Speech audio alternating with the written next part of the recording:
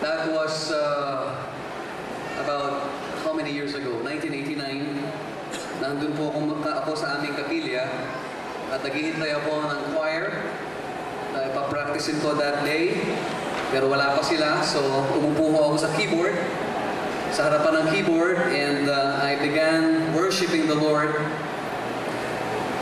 Sabi ko sa Panginoon, I am a servant getting ready for my call.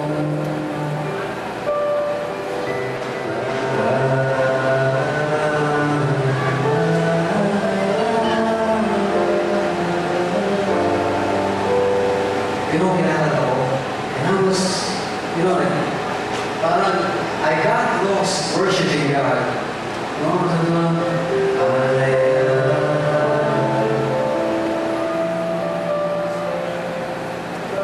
Then suddenly, I had an accidental finger slip. Sabi ko, wow, anong kanta yun?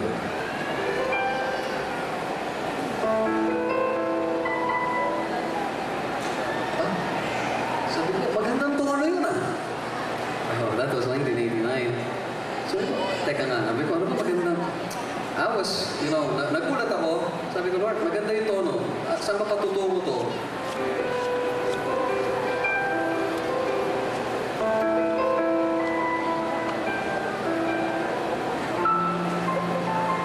Wow. And you know what? In an hour and a half, nabuo yung song with the lyrics. Sabi ko, Lord, boy, this is your song. This is your song, Lord. At inawit mo sa church the following Sunday at iisa ho ang kanilang sinasabi na sana ay awitin ng isang popular gospel Christian singer. At ang wish ko lang mga kapatid, ang wish ko lang, Lord, ang wish ko lang is this, sana marinig niya, kantahin niya, at i-record niya sa isang ordinary cassette tape, ibalik niya sa akin, at masaya na ako. Yun ang wish ko. Pero binigay sa akin ng Panginoon, higit pa. Praise God.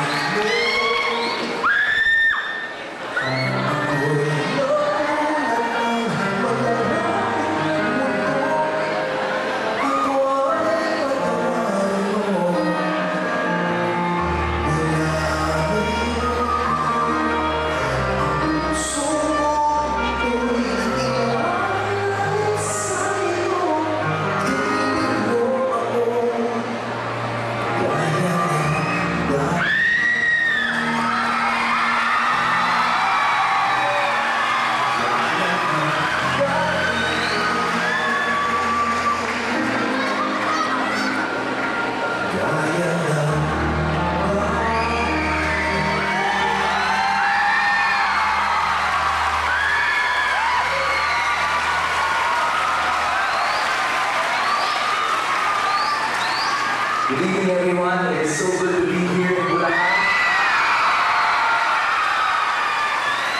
This is my third time to be